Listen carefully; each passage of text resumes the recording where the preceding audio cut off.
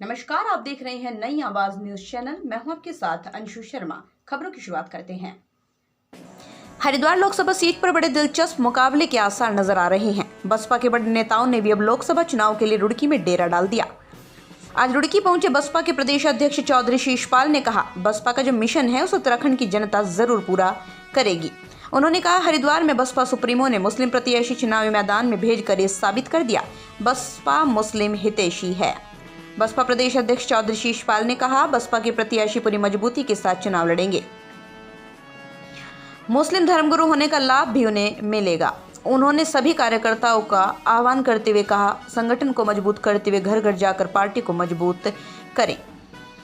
उन्होंने कहा, बसपा की सभी कमेटी मजबूत है। मौलाना को मुस्लिम समाज का 60% वोट मिलेगा। उन्होंने कहा, बहुजन समाज पार्टी पूरी मुस्तैदी से 5 लोकसभा चुनाव लड़ेगी। उन्होंने कहा, बसपा में पार्टी सुप्रीमो मायावती का ही आदेश चलता है। भाजपा को अपनी हकीकत का पता लग जाएगा। ये ईवीएम का कमाल है जो भाजपा की सरकार बनती है, लेकिन इस बार जनता प्रदेश में भी परिवर्तन करेगी और बसपा प्रत्याशी जीत हासिल करेगी। आरिफ नियाजी की रिपोर्ट। ये आप कैसे कह सकते हैं बसपा मौजूद नहीं? बसपा जो है ना, बूथ कमेटी, सेक्टर कमेटी, विधानसभा कमेटी, जिला कमेटी बराबर संपर्क में हमारी माननीय बहन मायावती जी रहती है और बहुजन समाज पार्टी कैडराइज पार्टी है, इसलिए बसपा कभी कमज़ोर नहीं हुई। कांग्रेस के पास है क्या? कांग्रेस के पास है क्या? बहुजन समाज पार्टी का वोट बैंक है। बहुजन समाज पार्टी का प्रत्याशी 2 लाख से गिनती शुरू करेगा और जो कांग्रेस मुस्लिम समाज पर ध्यान लगाई बैठी है ना, वो 60% बहुजन समाज पार्टी के साथ खड़ा है। अच्छा, ऐसा क्या कारण रहा कि यूपी से लाना पड़ा? उत्तराखंड में क्या कैंडिडेट यही बात कर रहे हैं आप? ही बगल में लगा हुआ इनका गांव है। मेरा एक आदमी अल्मोड़ा से चुनाव लड़ने के लिए हरिद्वार आ सकता है, एक आदमी गुजरात से चुनाव लड़ने के लिए यूपी जा सकता है, एक आदमी दिल्ली से नोएडा क्या है वहाँ जा सकता है। आप कैसी बात कर रहे हैं? हम लोग तो यहीं एक डोल बीच में है। करने के बारे में मैं कोई टिप्पणी नहीं करना चाहता। वो बहुजन समाज पार्टी में आई और चली गई। नहीं, ये भी नहीं, ये सब चलता रहता है संगठन में। फ्यूचर हमारा ठीक है बहुजन समाज पार्टी का, क्योंकि हमारे सभी कैडर के अभी भी देख रहे हैं आप लोग, कैडर के चाहे जिला कमेटी, चाहे विधानसभा कमेटी, चाहे सेक्टर कमेटी, सारी इकट्ठी हुई और रणनीति के तहत जो आदरणीय बहन कुमारी मायावती जी का आदेश होता है उस पर हम काम करते हैं। कैंडिडेट हमारा लेट नहीं आया, इन लोगों ने भी कैंडिडेट हमारे बाद ही घोषित किए हैं और हमारा कैंडिडेट बहुत मजबूती के साथ लड़ रहा है, क्योंकि उसके समाज की भी वोट है, बहुजन समाज पार्टी की भी वोट है और बहुजन कैडर की भी वोट है, तो हमारा प्रत्याशी कहीं पीछे नहीं रहेगा। बूथ स्तर पर संगठन हमारा हमेशा रिवाइव होता रहता है, काम चलता रहता है और हमें अभी ऐसा लग रहा है कि हमें कहीं भी कोई दिक्कत नहीं पड़ेगी।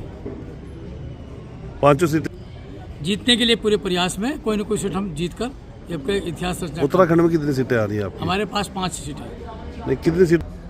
अब ये तो सारी जीतने के लिए प्रयास कर रहे हैं हम लोग और देखो आगे भविष्य बताएगा, पर हम अभी जीत का तरफ अग्रसर हैं। कहता हूँ कि आपने एक क्वेश्चन किया, अभी यही देख लीजिए कितनी मजबूती से और कितनी गाड़ियाँ खड़ी हैं। बहुजन समाज पार्टी 5 सीटों पर पूरी मुस्तैदी के साथ चुनाव लड़ रही है और कार्यकर्ता फील्ड में। देखिए, बहुजन समाज पार्टी का ऑटो परसेंटेज कहीं नहीं है। हमारा प्रत्याशी 2 लाख की गिनती से शुरू करेगा ऊपर की। मुस्लिम समाज की आबादी 6 लाख समथिंग है। अब आपको पता लग जाएगा, पिछली मर्तबा हमने सैनी समाज को टिकट दिया, तब भी हमें 190 के आसपास वोट मिला और इस बार हम फाइट में हैं, चुनाव जीतेंगे। आज पार्टी का वोटो परसेंटेज पूरे पहाड़ पे ठीक ठाक है। मैं आपको 2002, 2007, 2012 के आंकड़े बताना चाहता हूँ कि 2002 में मैं भगवानपुर लड़ा, बढ़िया वोटो परसेंटेज मिला। आप उठाकर देख सकते हैं, मोबाइल खोल कर देख सकते हैं। 2007 में बहुजन समाज पार्टी ने टिहरी पार्लियामेंट में लगभग 90,000 वोट प्राप्त किया था। 90,000। जब मैं 2007 में चुनाव लड़ रहा था, सहसपुर विधानसभा से उसी टाइम टिहरी का चुनाव हुआ और मेरा प्रत्याशी 2007 में यमुनोत्री सीट से जनरल सीट पे मैंने शेड्यूल कास्ट खड़ा किया। वो जो है ना, मात्र 800 वोटों से चुनाव हारा है। तो इसलिए बहुजन समाज पार्टी का आउट ऑफ परसेंटेज कहीं नहीं है। भारतीय जनता पार्टी ने झूठ बोल के 15 लाख खाते में आएंगे, इतने रोजगार देंगे, ये झूठ बोल के सब कुछ ये व्यवस्था की थी। आज भारतीय जनता पार्टी के कार्यकर्ता त्रस्त है। बहुजन समाज पार्टी बढ़िया मुस्तैदी से चुनाव लड़ती है। बूथ कमेटी, सेक्टर कमेटी, विधानसभा कमेटी, जिला कमेटी पे हम लोग काम करते हैं। माननीय बहन जी के सिपाही हैं। जैसे जैसे माननीय बहन जी हमको दिशा निर्देश देती है, ऐसे जाकर के हम क्षेत्रों में काम करते हैं। ऐसा कुछ नहीं है, लंबा समय नहीं। हमारे बात तो लोगों के जिस दिन आखिरी नॉमिनेशन हुए उस दिन भारतीय जनता पार्टी ने प्रत्याशी घोषित किए हैं और माननीय बहन जी के दिशा निर्देश पर प्रत्याशी चुनाव लड़ने के लिए आए हैं। उसका समाज का भी यहाँ काफ़ी वोट है और मुस्लिम समाज का अकेला प्रत्याशी है, इसलिए बहुजन समाज पार्टी को फ़ायदा हो। जन समाज पार्टी का नहीं है, ये तो मोमेंट है हमारा, कभी अप डाउन, कभी ये चलता रहता है। ये राजनीतिक पार्टियां हैं, कभी उतार चढ़ाव होता है।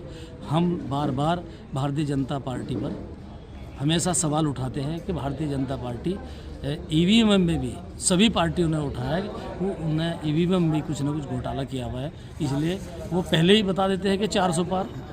ये बताइए कि उन पर कौन सा गणित है कि वो पहले ही 400 पार बता रहे। इसलिए चुनाव बैलेट से हो तो उनको उनकी हैसियत का पता लग जाएगा। महासीबा नहीं है, बहुजन समाज पार्टी का संगठन पूरे भारत में है और भारतीय जनता पार्टी के बाद बहुजन समाज पार्टी ऐसी है कि पूरे भारत में लोकसभा का चुनाव लड़ती है। तो अभी तक की खास खबरों में बस इतना ही। बाकी की तमाम खबरों से जुड़े रहने के लिए देखते रहिए नई आवाज न्यूज चैनल। नमस्कार।